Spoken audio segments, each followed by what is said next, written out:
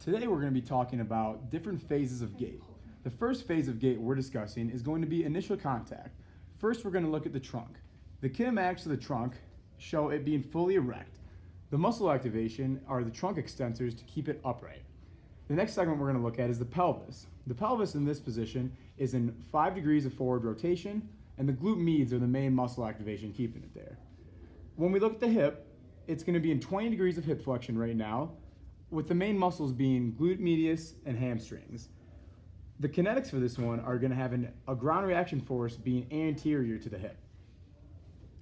When we look at the knee, there's 5 degrees of flexion. The main muscle doing this is the quadriceps muscle, and the ground reaction force is also going to be anterior. Looking at the ankle, the last part, the ankle is going to be in a neutral position. Tibialis anterior is going to be the muscle that's going to be pulling it forward, with the ground reaction force being posterior for our kinetics. And the critical event that's going to happen at this spot is heel first contact. And that is our initial contact phase. The opposite limb is going to be in terminal stance or pre-swing for that as well. The next stance we're going to look at is going to be the loading response phase. In the loading response phase, the trunk is once again erect, having the trunk extensors keeping that up. The pelvis is going to be in 5 degrees of forward rotation, with the glute medius holding it there. The hip is going to be in 20 degrees of flexion, with the glute max and the hamstrings keeping it in that position. The ground reaction force is going to be anterior, and the critical event that's going to happen here is going to be hip stability. This is crucial for our loading response phase.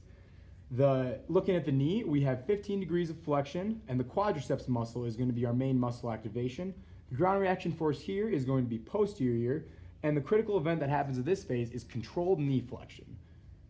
Lastly, looking at the ankle, it's going to be in 5 degrees of plantar flexion, with the tibialis anterior holding it there.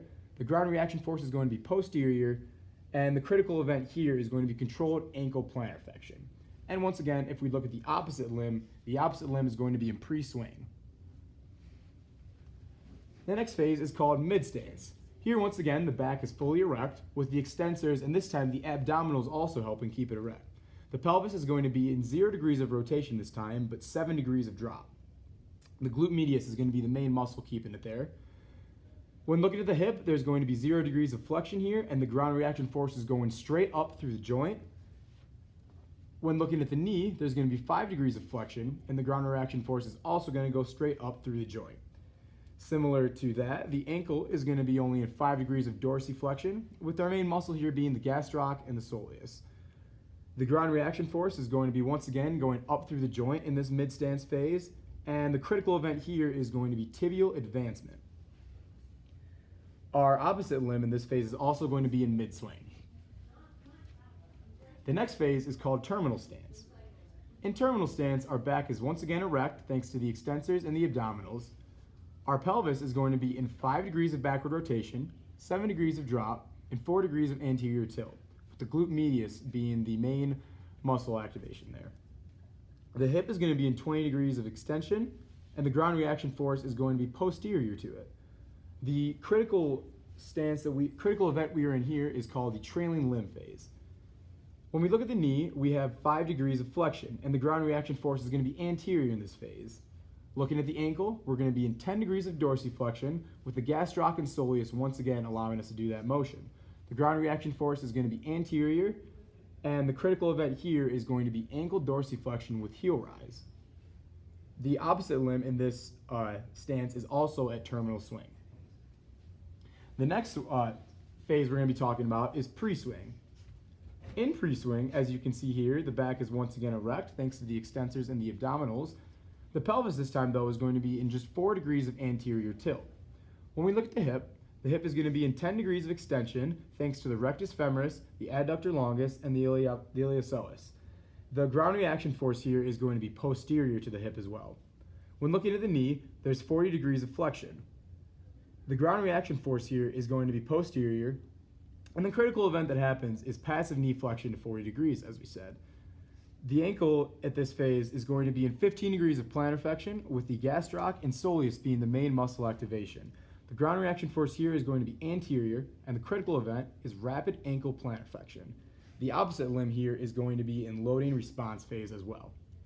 Moving along to the initial swing phase of gait, Once again, the back is erect thanks to the abdominals and the extensors. Your pelvis is going to be in 0 degrees of rotation.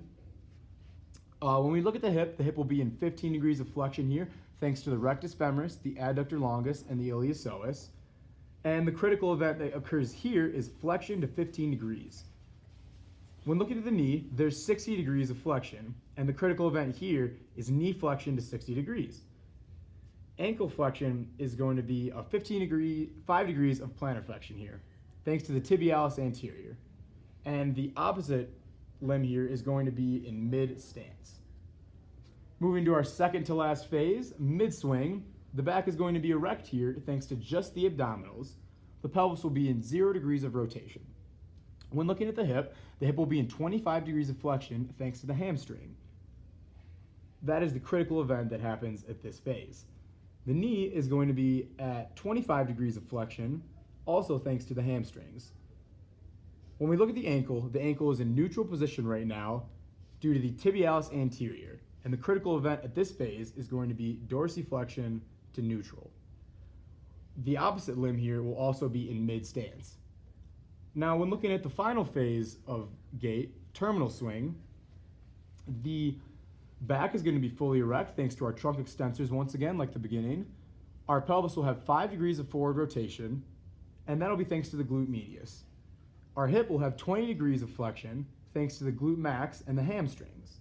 When looking at the knee is going to be in 0 degrees of flexion, and the muscle activation is from the quadriceps and the hamstrings. Our critical event here is going to be knee extension. And when looking at the ankle is going to be in a neutral position thanks to the tibialis anterior. And our opposite limb in this phase of gait is going to be in terminal stance. Thank you for learning about the phases of gait. Wow, Pat. I'm Pat. Thanks for learning with us.